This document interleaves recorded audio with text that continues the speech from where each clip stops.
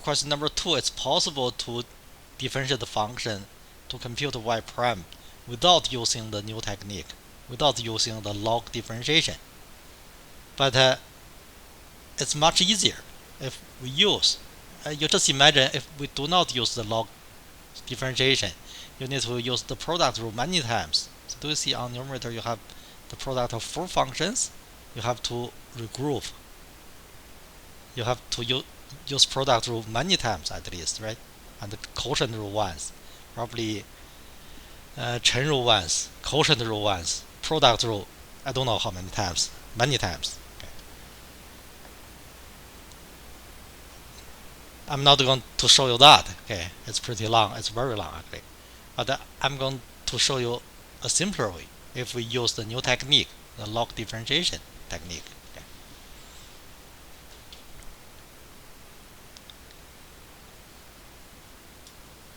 I'll just copy the question on.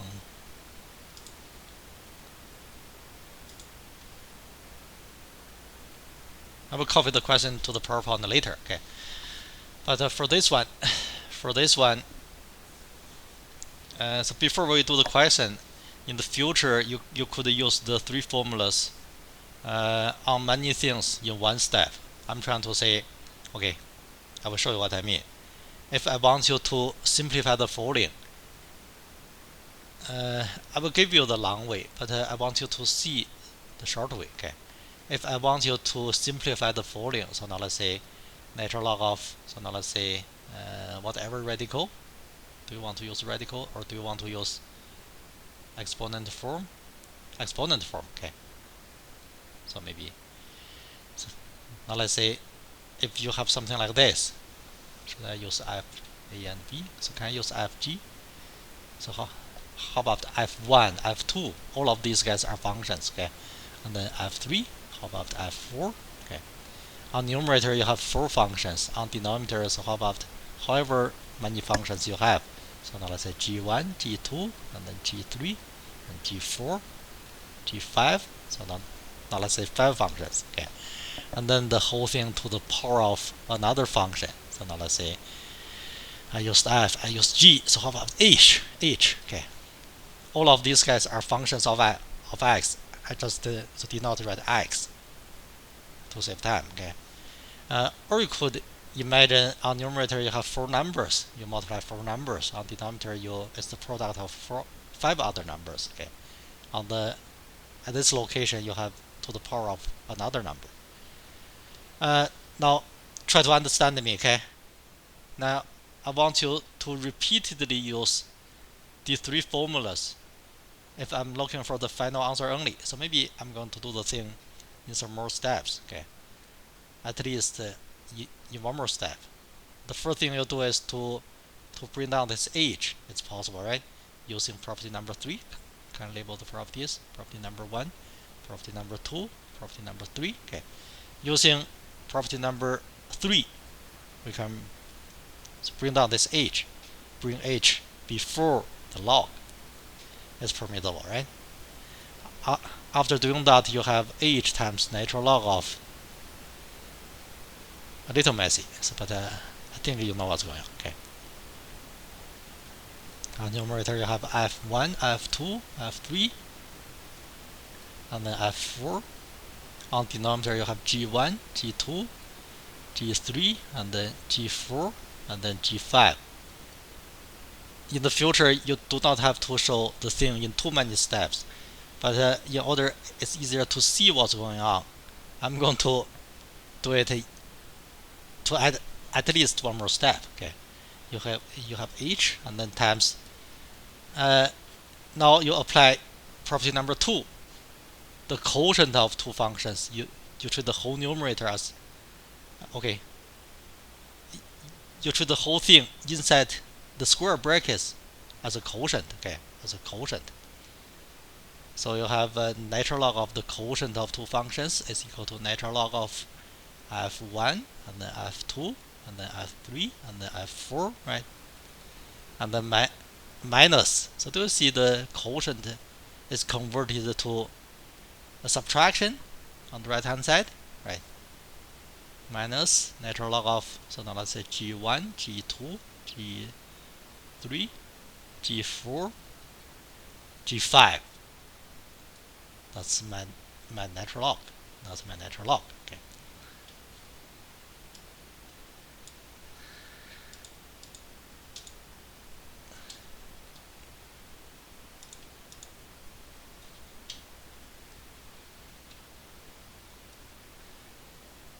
Finally, you are going to have something like this: h and then times natural log of. So do you see the product can be converted to addition? So basically, I'm trying to say you have natural log of f1 and then plus natural log of f2 and then plus natural log of f3 and then plus natural log of f4 and then finally minus natural log of g1 minus natural log of g2 minus natural log of g3, two more, minus natural log of g4 minus natural log of g5. I know it took me pretty long time to write, but I think you got the idea. Okay. In the future, if you see you're trying to take a natural log of a function in that form, as long as you know what's going on, you do not have to include the first two steps. You can go directly from the first step to the last step. You could remove that. I think it's not hard. It's not hard to see it, right? This h, you apply property number 3. You can bring that h before all the logs, and then you take the log of the quotient of two functions. You have a big subtraction, right? You have all these minus signs, and then natural log can convert the multiplications to additions. Any questions about this? So do you see what's going on? If you see what's going on, then in the future when you do questions, so this thing is useful. Okay. You see, you just imagine the function is very complicated. Okay. So because I even omitted x, each function could be any function. Okay. After you know that, we are ready to do this question. Okay.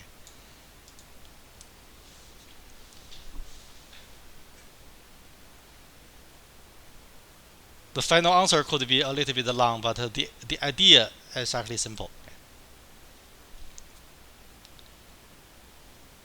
The first step, we take a natural log of two sides of the equation, right? So we have natural log of y equals, so please, now you get a piece of paper. I will give you 2 minutes to write me the right hand side. On the piece of paper, I want you to write, so probably before that, I will give you a little bit more hint. Okay. You treat the whole square root as something to the power of 1/2.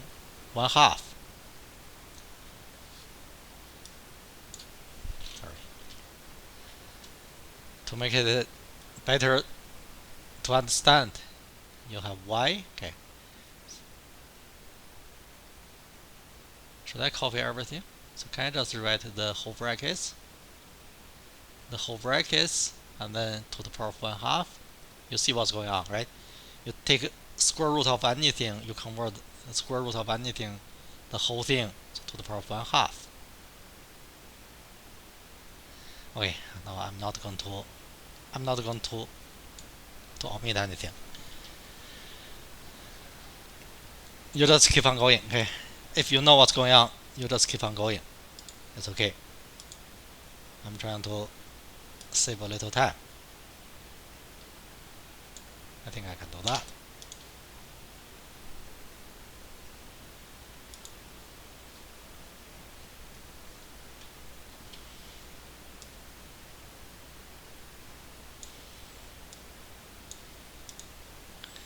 The whole thing, I mean the square root can be written as the whole thing to the power of 1/2.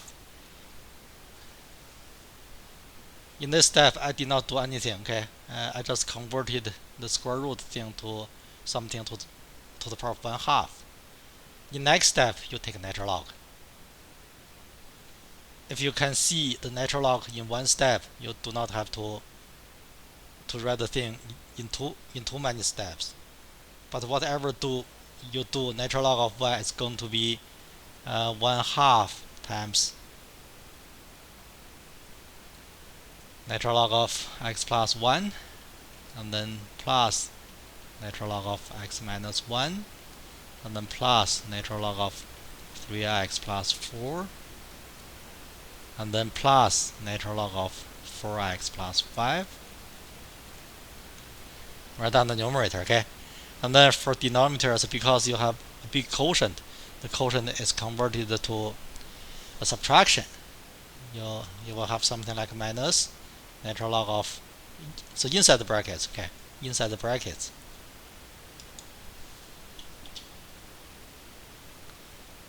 minus natural log of 6x plus 1 minus natural log of 8x minus 1 minus natural log of 4x plus 4 minus natural log of 9x plus 5.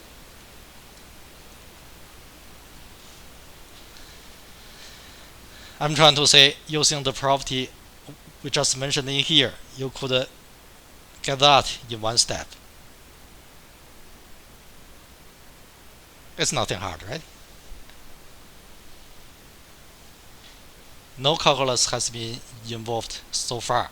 It's just repeatedly using properties of logs. Okay. And then the final answer could be a little bit long, but now let's move on to the second step, differentiating the function with respect to x. I told you the left-hand side is always the same. The derivative of natural log of y is 1 over y, right? On the numerator you have y prime. You could write the left-hand side in that form, the same thing, right? And then differentiating the right-hand side is simple, okay? So do not forget this 1/2. Probably I still need a big brackets. You just differentiate term by term. It's the derivative of the first term is 1 over 1 plus x plus 1. Of course, you have to use chain rule, but the derivative of the inside function is just 1, right? And then plus 1 over, for the same reason, the derivative of the second term is 1 over x minus 1, right? And then plus, you have 3x plus 4 on denominator. On numerator, this time the inside function is 3x plus 4. You differentiate the inside function, you have 3.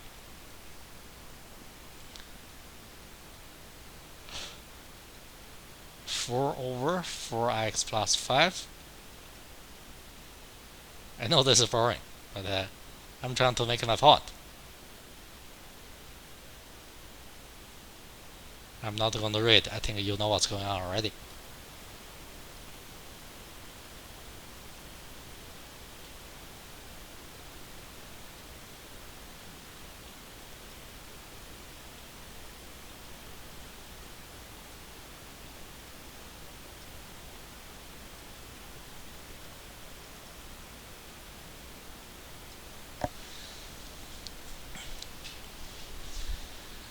Okay, I hope I got everything right.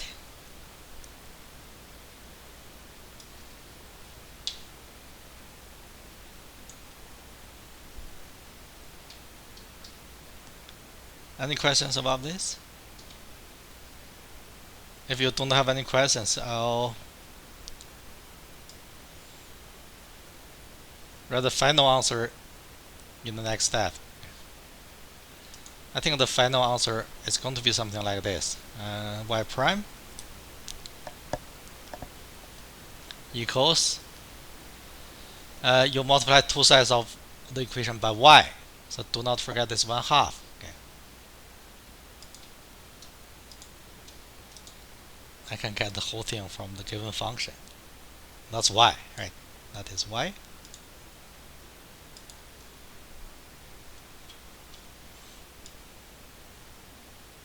the second derivative or the double derivative. Okay, simple. So given a function,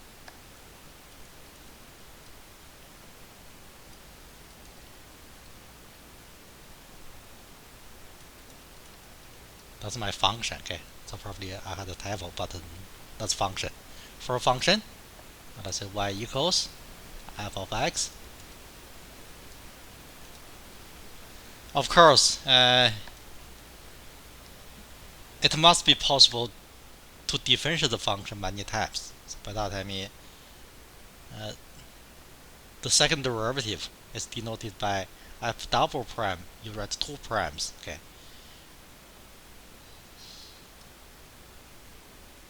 And then the alternative notation in terms of f, you write f in here. You write two primes in here. That means the second derivative or the double derivative of the function, okay, at x is simple. So do you want to guess? Simple thing. Okay, it's nothing but you take the derivative of the function first, and then you take the derivative of that. It's nothing but the derivative of the derivative. To make my point, now let me try to show you the meaning. But very shortly, the more important thing is the meaning. What is the meaning of the double derivative or the second derivative? Okay. Here is a definition. To illustrate the definition, I just go over a simple question. Okay. Now, for example,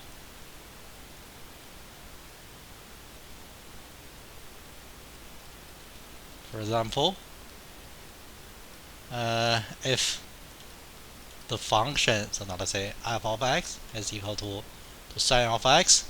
Now let's do a simple one. Okay. And then the derivative of the function is equal to, the derivative of sine of x is cos of x, right? It's cos of x. And then the double derivative of the function is equal to, you differentiate cos of x is equal to, for this question, I'm going to show you the definition. It means the derivative of the derivative. So which means the derivative of cos of x. Eventually you get negative sine of x. Okay. The double derivative has the geometric meaning, but we're going to see that when we do curve sketching. We're going to see the geometric meaning of the double derivative, positive or negative. So what's the meaning of this? Okay, but we have to wait until the curve sketching. We do the curve sketching stuff. Okay. So how about we just keep on going to take a few more. If you want to compute the triple derivative, or the third derivative, so the same thing. Okay. The third one, the triple derivative, you write three primes there. Okay. The triple derivative, it means the derivative of the double derivative, so it is the derivative of negative sine, right? This one is equal to, so negative cos, right? And then now let's keep on doing. The next one you are going to get the notation. It's common practice. You are not writing 4 primes. You cannot write 10 primes to mean the 10th one, right? You write a little 4 at this location in brackets to mean you differentiate the function 4 times. Okay. We call this one the fourth derivative of the function. Okay. So this one, you see, this one is the derivative of negative cos of x. You see, you're going back. It's sine of x, right? Of course, you can keep on going and going forever, but for this sine, so do you see, you kind of see you cycled back. After you take the derivative 4 times, you are going back to sine of x. And then you can kind of see the pattern. The pattern is kind of useful in calculus 2 when we do series for sine of x, but now you just need to know the meaning and the notations. Okay, simple. But in any case, for the second derivative, I do want you to mention a physical meaning, the meaning in physics. It's kind of important. You need to know the meaning. Okay, the second derivative. If you want me to write the title as the physical meaning, significance, maybe significance of the second derivative.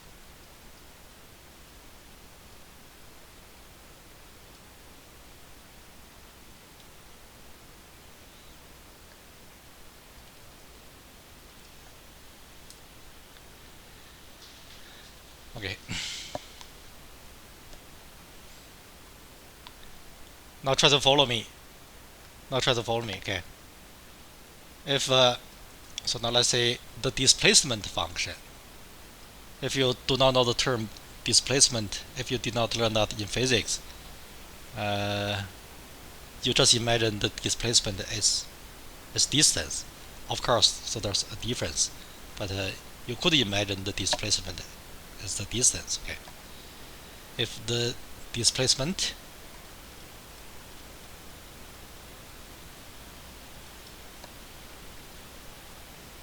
function of a moving object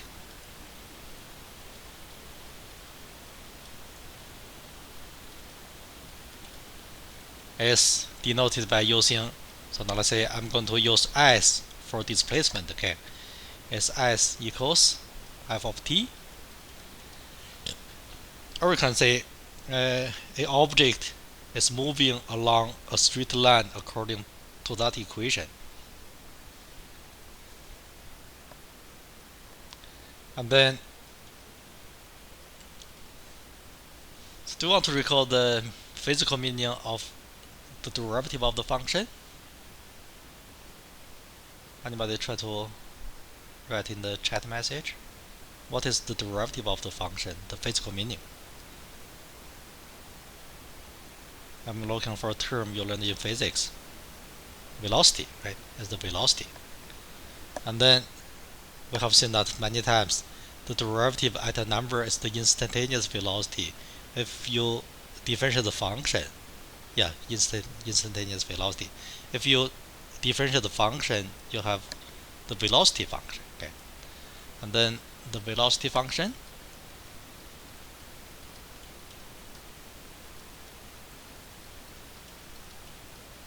can I just use v of t? Yeah, probably here I want to use s of t. Okay. Can I replace the notations with some more standard ones? It's s equals s of t. And then the velocity function, we have seen that before, right? The velocity function, so now let's say v of t equals, I'm going to use v, the standard notation for the velocity function, v of t. I think we have seen that before. V of t is the derivative of the displacement function, right? We mentioned before, in this case, actually in all the cases, the derivative is a rate of change. You just try to imagine the meaning. The velocity, if you do not know the term, you imagine the velocity as the speed. The speed, it means how fast the distance changes. So that makes sense? I want to repeat. The speed or the velocity, it means how fast the distance, the displacement changes.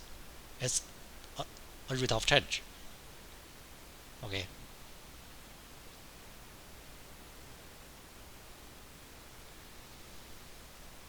For the next thing, I'm not going to write any wording yet. Okay, so later on I will add the wording.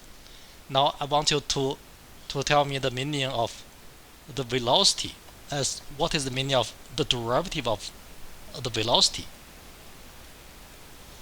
you interpret that as a rate of change. The derivative of the velocity is a rate of change. A rate of change describing how fast the velocity changes. Can anybody who did physics before telling me a term you learned in physics? What is the term or the quantity describing how fast the velocity changes or the speed changes? If you do not know the term,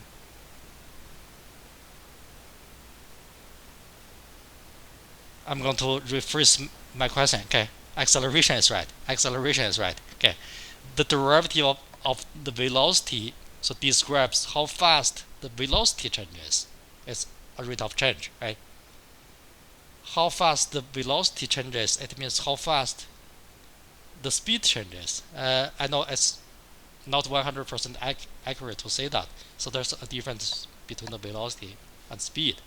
But for the people who do not know the term velocity, you can just imagine the velocity speed. Okay, what quantity describes how fast the speed changes? I think Spurk told me it's acceleration. Acceleration is right, actually. Okay. I think many of you guys have been driving for quite a while, right? When you push your gas, you're accelerating. It means your speed is going faster and faster, right? Your speed is changing positively. Okay, that's acceleration. Okay. The standard notation for the acceleration is a of t. It's a of t. Okay, it means the instantaneous acceleration at any time t, but a of t will give you the acceleration function. Okay.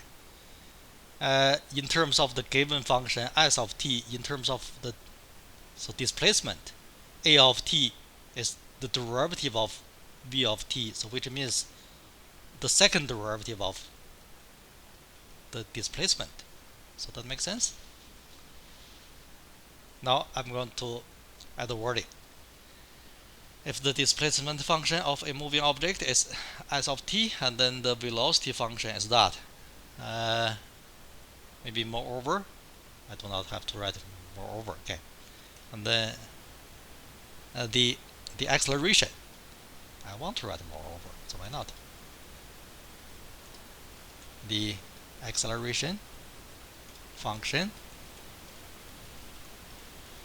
is the standard notation is a of t. Okay, again it's the double derivative, the second derivative of s of t. Okay, so do you see the physical meaning of the second derivative?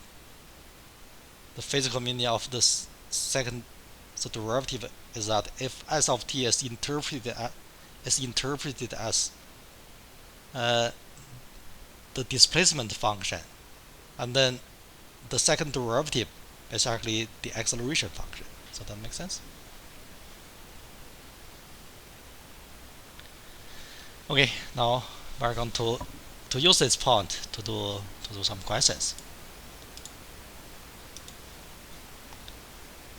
Probably I'm going to do a handout question. Okay. How about we do question number 3? Okay, we'll do question number 2.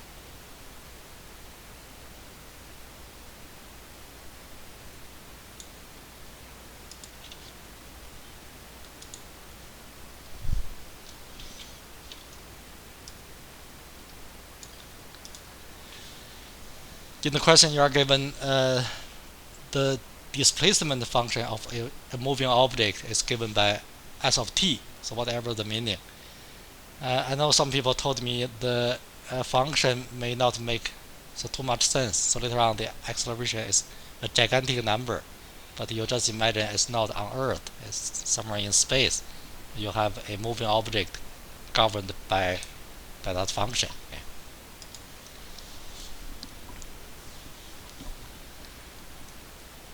Okay, now the solution to this.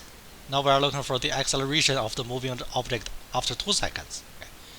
Okay. In order to get the acceleration, you differentiate the function first. Okay. So maybe we start from v of t. the standard notation v of t, you do not have to tell me the meaning. I'm trying to say you do not have to state let v of t be the velocity function. You can just move on to use the notation v of t. Okay, v of t is the derivative of s of t, right? The derivative of the displacement is the velocity. Okay. You see, I'm trying to check the 乘入 here. Actually, okay, you have t squared and then plus 1 to the power 5. You differentiate that. You have to use the 乘入. To use the 乘入, choose the inside function u. Choose u to be t squared minus 1, so that the function as a function of u is simple to differentiate. If you choose u to be the whole thing inside the brackets, then the given function as a function of u is u to the power 5, right? So you differentiate u to the power 5, you have 5 times u to the power 4. You see the 乘入 is all over places. And then you're not done yet. U is a function of x. The inside function is a function of x. You have to keep on going, differentiating that. Okay. I'm trying to say you have to keep on going, differentiating t squared minus plus 1. Okay. I think you have 2t. 2t is the derivative of t squared plus 1. You could leave the answer like that, but you know, in order to get the acceleration, you have to differentiate that function again, right? In order it's easier for the next step, you'd better organize a little bit so that it's easier to differentiate again. Do you know what I mean? 2 times 5, you have 10, right? It's probably easier if you write t before.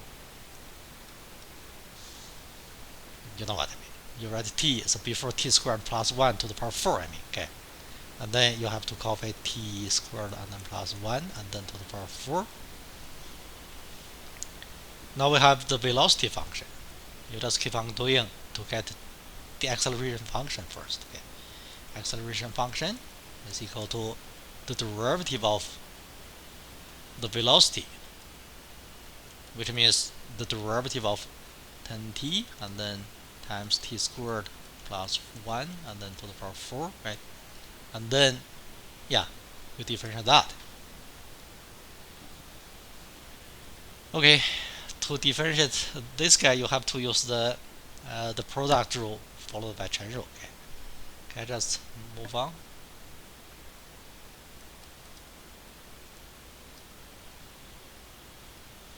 Treat the stuff inside the square brackets as the product of two functions. I mean, you have to use the product rule. Differentiate the first factor, you have 10, right? The derivative of 10t is 10. And then multiplied by the second factor, so which is t squared, and then plus 1, and then to the power 4, right? And then plus the first factor, 10t, use the product rule properly. And then times the derivative of the second factor, so which is 4 times t squared, and then plus 1 to the power 3. So do not stop here. To differentiate the second factor, you are using the 乘入 again. Choose u to be t squared plus 1, and then differentiate the inside function. I think you have another 2t. I mean, you have another factor of 2t.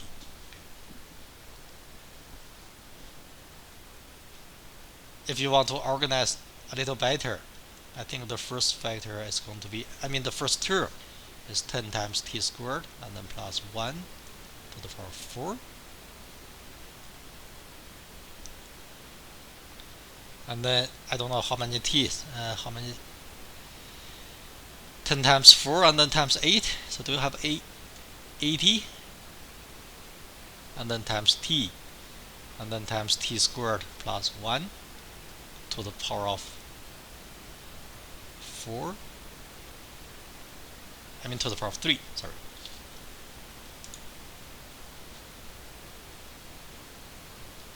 So did that miss a square in here? Can anybody double check I got this right? Probably I got this right.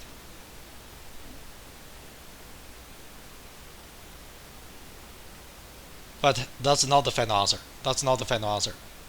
the final answer, we are looking for a number. We are looking for the acceleration of the moving object after 2 seconds. You look at the mouse cursor. We are looking for a number. So far, we got the acceleration as a function of t, but in order to compute the instantaneous acceleration after 2 seconds, you need to plug the number 2 into the function. So the answer we are trying to compute is a of 2, right? The value of the acceleration at t value of 2. So that makes sense? I will try to write the final answer, okay?